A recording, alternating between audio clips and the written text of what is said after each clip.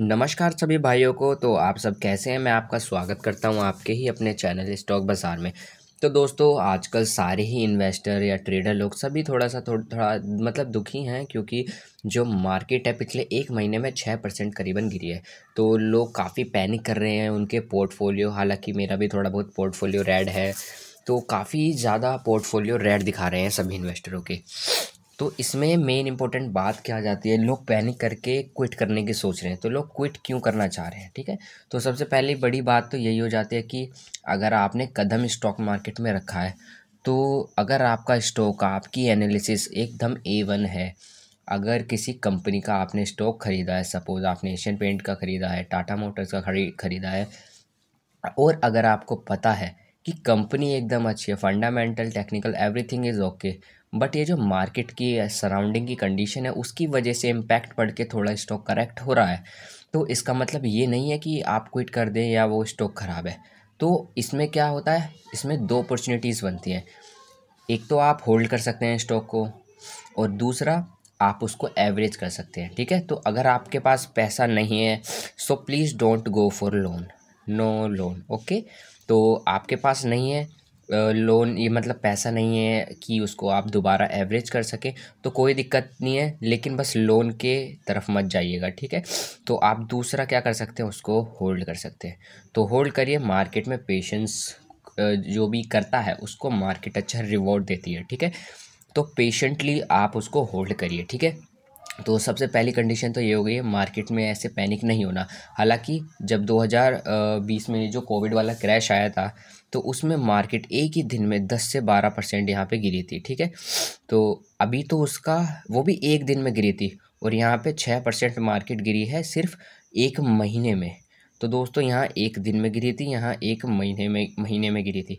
तो देखिए कितना बड़ा अंतर है। तो इसलिए पैनिक तो अभी बिल्कुल भी नहीं करना किसी कंडीशन में, ठीक है? तो आइए मैं आपको एक और ताज़ी खबर दूंगा, जिससे कि आप थोड़े खुश हो जाएंगे। शायद मंडे से बाज़ार में एक खुशहाली लौट सकती है। क्यों ऐसा कह रहा हूँ मैं? तो दोस्तों, मूडीज़ की यहाँ पे रिपोर्ट आई है एक, ठीक है? तो मूडीज़ ने एक यहाँ रिपोर्ट निकाली है, जिसमें उन्होंने कहा है कि इंडियन इकोनॉमी एक हेवन स्पॉट की तरह है। मतलब एक स्वीट स्पॉट कह लीजिए, मतलब कि हर तरीके से उसकी जो इकोनॉमी है ग्रोइंग है, और एक्सपेक्टेड आ रही है कि जितनी चाहिए थी उतनी आ रही है, और एक अच्छे फेज़ में है, ठीक है? तो मूडीज़ का क्या आउटलुक है, मैं आपको एक बार वो बता देता हूँ। तो वो कह रहे हैं कि इंडियन इकोनॉमी एक बेहतर स्थिति में है। इंडियन इकोनॉमी को, मतलब उन्होंने जो भी अपनी रिसर्च करी है मूडीज़ वालों ने, तो वो कह रहे हैं कि जो इंडियन की इकोनॉमी है वो काफ़ी बेहतर स्थिति में है, और उसको एक स्वीट स्पॉट भी माना जा रहा है, एक स्वीट हेवन माना जा रहा है, ठीक है? जिससे कि काफ़ी लोग अभी इन्वेस्ट कर रहे हैं, इंडिया में वापसी आएंगे। जैसा कि आप सभी को पता है कि इंडियन मार्केट से एफआई अपना माल बेच के शिफ्ट हो रहे थे चाइना मार्केट की तरफ। वहाँ पे कुछ अट्रैक्टिव इंसेंटिव टाइप कुछ मिल रहा था, मतलब टैक्स कम हो गया था, काफ़ी छूट दे दी थी वहाँ की सरकार ने। तो इन्वेस्टरों को लगा कि इंडिया से अच्छा अब उन्हें चाइना लगने लगा था, ठीक है? तो लेकिन अभी मूडीज़ की यहाँ रिपोर्ट आती है, उसमें एकदम उल्टा पड़ जाता है। वो चाइना को एज अ वीकर कंपेयर करते हैं इंडिया से, ठीक है? तो इसीलिए ही मूडी ने यहाँ बताया कि इंडिया की इकोनॉमी यहाँ पे अच्छा हो सकती है। और मूडी कल कल या परसों मैंने वीडियो भी बनाई थी, सी एल एस सी जो फर्म है, उन्होंने भी सेम बातें कही थी कि अब एफआईआई फिर से लौटेंगे इंडियन मार्केट में, ठीक है? तो इंडियन मार्केट में लौट सकते हैं एफआई, हो सकता है मंडे यानी कि कल से मार्केट में एक हरियाली, या फिर मतलब थोड़ी सी एक अच्छा मूवमेंट देखने को मिले। और मूडीज़ ने ये भी कहा है कि 2026 में इकोनॉमी की रफ्तार 6.5% रहेगी, तो काफ़ी अच्छी रहेगी ये, ठीक है?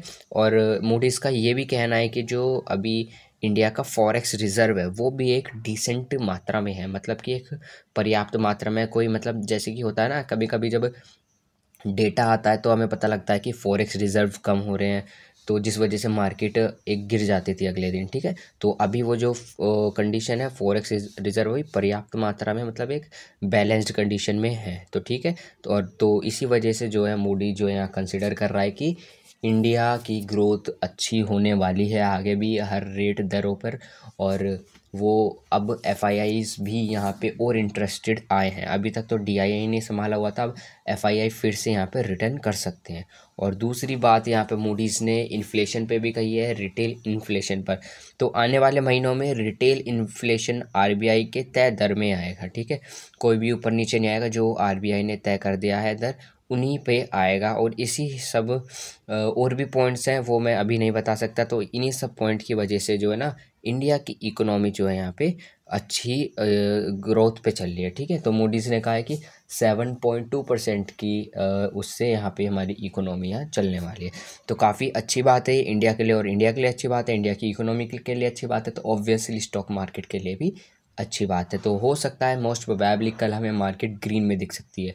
तो मिलते हैं दोस्तों कल की वीडियो में, देखेंगे कि मार्केट ग्रीन रही या फिर इन वाली जो फर्म्स का मतलब जो रिपोर्ट आई है उससे कुछ फ्लक्चुएशन मार्केट में होते हैं या नहीं। तो दोस्तों मिलते हैं नेक्स्ट वीडियो में, तब तक के लिए धन्यवाद। आपने अगर यहाँ तक ये वीडियो देखी है तो प्लीज़ सब्सक्राइब करके जाइएगा। धन्यवाद।